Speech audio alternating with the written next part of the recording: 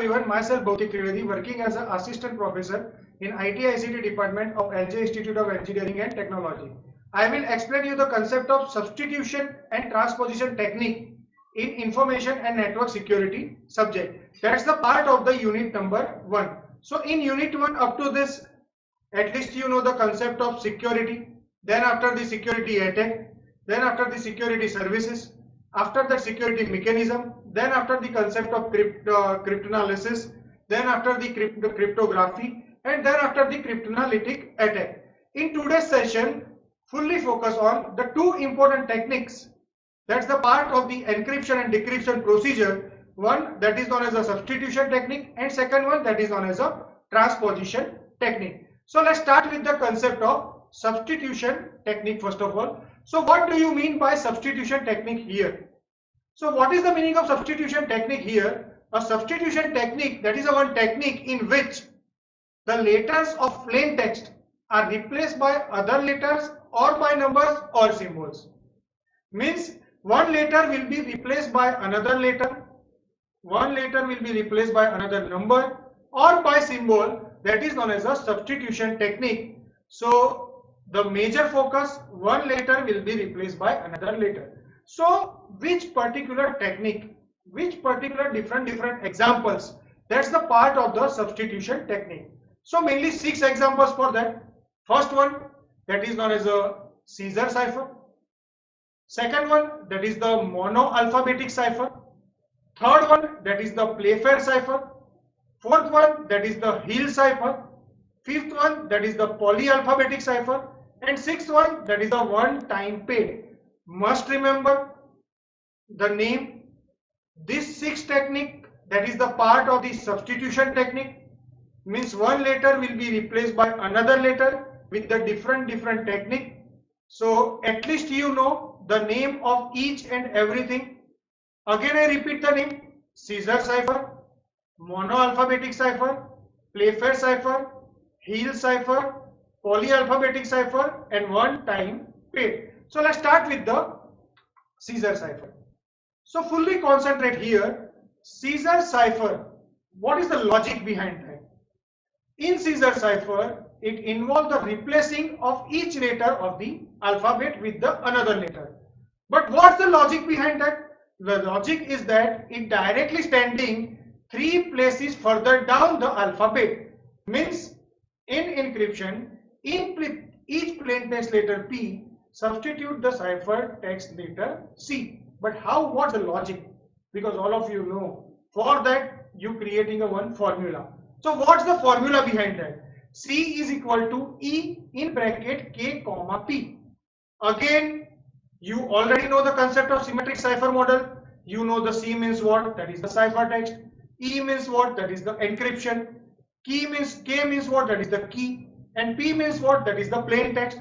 So C is equal to E in bracket K comma P. So E is equal to P plus K mod 26. So P plus K mod 26, but in Caesar cipher, you can directly put the 3 places down. So here your formula is look like C is equal to E in bracket 3 comma P, and 3 comma P is equal to P plus 3 mod 26. That is about the encryption side. But what about the decryption side? In decryption side, you retrieving the plain text from the cipher text using the concept of key. The formula is look like P is equal to D in bracket K comma C. So is equal to C minus K mod 26. So C minus 3 mod 26, that is about the Caesar cipher. Whenever not any value given, at that time you put the 3, but if the value of key is given, so at that time you directly put the specific value for this. So that is about the Caesar cipher formula. Here you just see. After that, how I assign the numbering. All of you know alphabet always start from A to Z. So A to Z means total number of alphabet, that is 26. But total number of alphabet, that is 26. So A starts from 0, Z up to the 25. So 0 to 25, that is the numbering from A to Z. How I put this? C is equal to E in bracket 3 comma P is equal to P plus 3 more 26. So according to the Caesar cipher logic, According to the Caesar cipher, A will be replaced by D, B will be replaced by E, C will be replaced by F, and Z will be replaced by C. That is the logic according to the value of K is equal to 3. But if the particular value is given, so at that time you put the value according to that. So here you just see one another example that's very easy. THE, the quick brown fox. So T will be replaced by W. Why? Because whenever you from the T to W, it replaces down H to K and E to H. So that's the logic of the Caesar cipher. After that, which kind of attack you apply on the Caesar cipher? The attack that is known as a brute force attack. So at that time, that know the encryption, that know the decryption, 25 keys try, and that is the possibility 25, 26 factorial for that. That is the brute force attack concept. After that, another important cipher. Up to this, at least you know the concept of Caesar cipher. In Caesar cipher, you know the encryption. In Caesar cipher, you know the decryption. So after that, another cipher that is known as a monoalphabetic cipher. That's a one kind of improvement to the Caesar cipher. Means in this, instead of shifting the alphabet by a specific number, this came directly using the permutation of the letters in alphabet. Means sender and receiver directly decide on a randomly, it select the permutation of the letters of the alphabet. So with 26 letters in alphabet, the possible permutation are 26 factorial, and which is equal to 4 cross 1026. So means any particular letter will be replaced by any particular letter. That's the part of the monoalphabetic cipher. Again I repeat, in case of the Caesar cipher, one letter will be replaced by 3 places down, but in case of the monoalphabetic cipher, any letter will be replaced by any particular randomly letter. So that is the part of the monoalphabetic cipher. After that, two important cipher, that's the part of this. One that is known as a Playfair cipher, and second one that is known as a Hill cipher. So fully concentrate here how I demonstrate the particular example with using the concept of Playfair cipher. So whenever you creating a Playfair cipher, so must remember one thing, all of you know total number of alphabets. Your answer, that is the 26. But here I creating a 5 cross 5 matrix, means in this particular 5 cross 5 means 25 letters. So with using the 25 letters, I can directly set the 26 character. So that's why I and J count that can be treated as a one letter here. So first of all, whenever you fill the particular matrix, that is always from left to right and from top to bottom, and I and J at the same position. So that is the concept to create a matrix with using the concept of Playfair cipher. Again I repeat, you creating a 5 cross 5 matrix, that is the 25. So total number of alphabet, that is 26. So I and J put at the same position. So that's why you directly set the 26 characters in a 25 letters. After that, whatever the keyword given, you directly put the keyword, directly write the keyword from left to right and from top to bottom.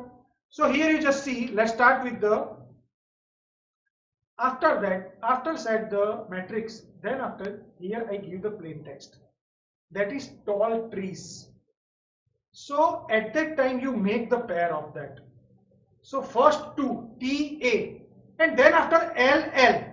So at that time you directly set the balloon character or filler character, because both character that's the same one. So after that TA, then after LX, then after L remaining, so LT, RE and ES. So this is the way you can directly creating a pair for the particular plain text. And must remember one thing, you creating a pair of the plain text. So first of all, 5 cross 5 matrix given, whatever the keyword given, you directly set the keyword in a particular matrix. Then after you directly set the plain text. After that, some of the examples you just see. In first one, you just see The key is equal to engineering. So here I directly 5 cross 5 matrix. E, N, G, I, then after N repeat. So this is the way you can directly creating a 5 cross 5 matrix, and must remember one thing, I oblique J at the same position. After that, test this process. Test this process, that is the plain text. So first of all, test this process. So you directly divide the particular plain text in a particular pair. So here you just see, first of all, I take the T and E. So here you just see T and E. So T will be replaced by P and E will be replaced by I, because that's the horizontal diagonal. So PI, that is the replacement of the TE. After that, ST. So whenever I take the ST, so here you just see S and T both in a same row. So the logic of the Playfair cipher is that it directly replaces the right hand side character, means S will be replaced by T and T will be replaced by U. So your answer TU. Then after again take another case, TH. So here you just see TH. Again I take the horizontal diagonal, that is the P and that is the N. So this is the way you can directly solve the concept of Playfair cipher, mainly through 3 rules for the Playfair cipher. One, if both the letters are in a same row, so you can directly replace the letter with the right character. If both the letters are in a same column, so you can directly replace the letter with the below character. If both the letters are in a different row and different column, so you can directly providing the horizontal diagonal, intersection horizontal diagonal. So that's the logic, that's the rule for the concept of Playfair cipher. So some of the different examples of the Playfair cipher. So with using your own way, you can directly try it out. After that, the concept of Hill cipher. Again, in Hill cipher, that is the based on a linear algebra. Each letter is represented by a number, that is starting from the 0 to 25, and calculation is done using the modulo 26, because the total number of character, that's the 26. In your syllabus only encryption part is there, but at least you know the formula for this. If I want to apply the encryption for the Hill cipher, C is equal to PK mod 26, and if I want to apply the decryption, so P is equal to CK inverse mod 26. In this particular term, you know C means ciphertext, P means plain text, K means key, each and everything you know.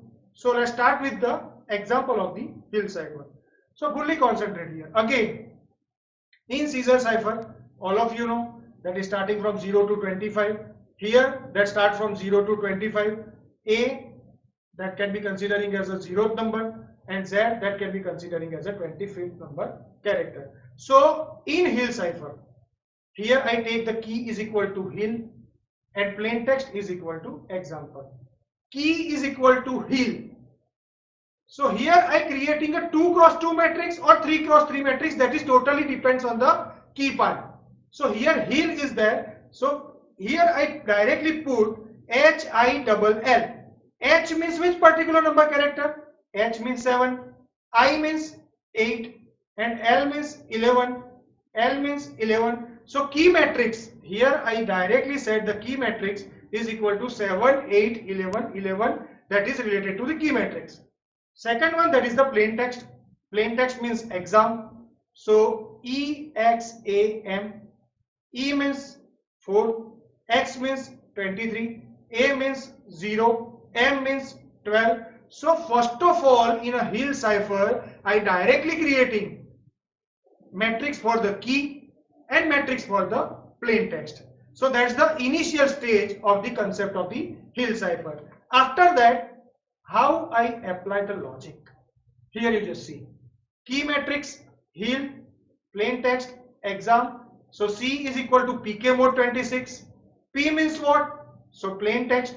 K means what? Key. So what's the logic of the key? 7, 11, 8, 11. P means first of all I take the 423 and then after I take the 0, 12 and perform the calculation individually. So first of all, whatever the calculation here, that is the calculation of 423 means EX. Second calculation 012, that is the calculation of AM. Based on that, mode 26 means whatever the answer 212, 297, mode 26. So whatever the answer 4 and 11, 4 means which particular number character, that is the E. 11 means L. Same way for this side also, S and C. So whatever the plain text exam, that is replaced by ELSC, that is known as a Hill cipher encryption. So that is about the concept of the Hill cipher encryption. Must remember one thing. In Hill cipher encryption, first of all, one key matrix. Either apply the 2 cross 2 matrix or apply the 3 cross 3 matrix. Based on that, you take the plain text, a pair of 2 or pair of 3, and based on that you perform the operation. The main logic behind the Hill cipher encryption is that C is equal to PK mode 26.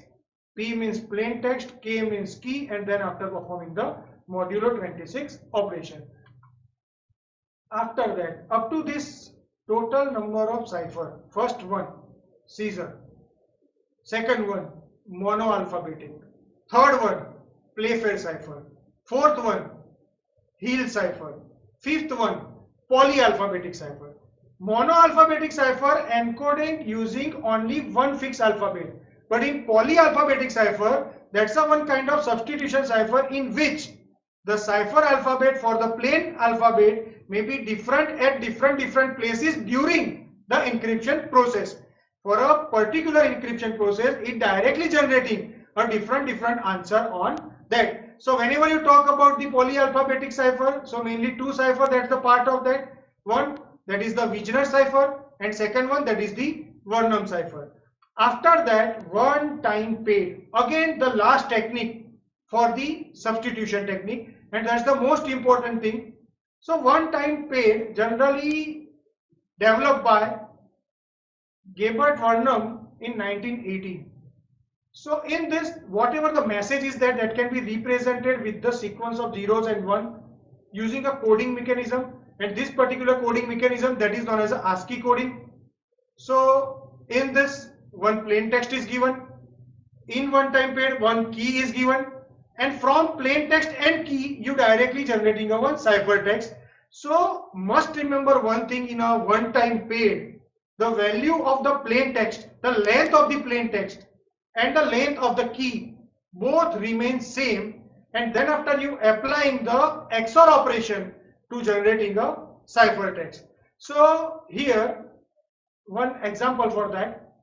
So ciphertext, plain text, XOR operation with using the different key, you directly generating a ciphertext for that. So that's about the concept of the one time paid. So up to this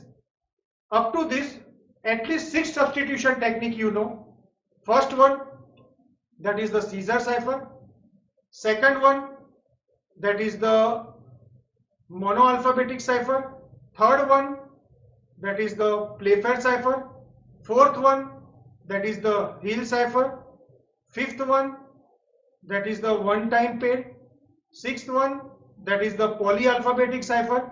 After that, the last point of this particular unit, of this particular chapter, that is known as a concept of transposition technique. So what is the meaning of transposition technique and what is the meaning of substitution technique? So transposition technique means what? In this particular transposition technique, it does not substitute one symbol for another. Instead of that, it directly changing the location of the symbol. So what is the difference between transposition and substitution? Transposition cipher directly applying the permutation, applying the rearranging. But in case of the substitution, it directly apply the substitute of one letter to another letter. So in this, whenever you talk about the transposition technique, that supported the two technique. One, that is known as a rail fence technique. Second one, that is known as a column transposition technique. In rail fence technique, in which the plain text is written down on a sequence of diagonals, and then read off as a sequence of rows. So what is the logic behind that? Here you just see what example is given. That's the last topic of this particular chapter, so fully concentrate this. Meet me at the park. That is the message. That's the simple message. Meet me at the park. Here I give directly depth of 2. Depth of 2 means according to the diagonal I directly write this. MEET, MEAFTE. So this is the way you can directly set the particular text. And after that, after rearranging this, you directly write this. First of all, read the row number 1 and then after read the row number 2. So your answer MEMATEEKETHPR. So this is the way you can directly apply the reference technique for this. This is known as a transposition technique number 1. And the last point of this particular chapter, that is the column transposition.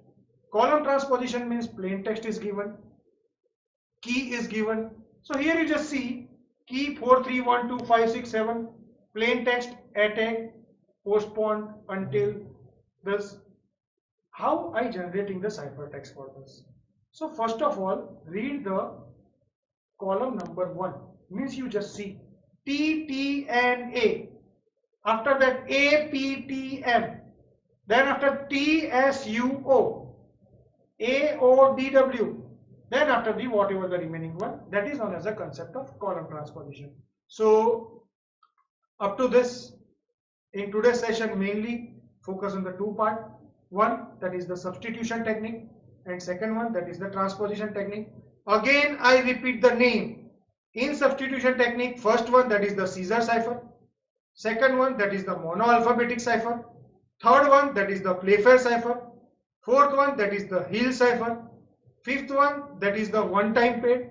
Sixth one, that is the polyalphabetic cipher. That is related to the substitution technique.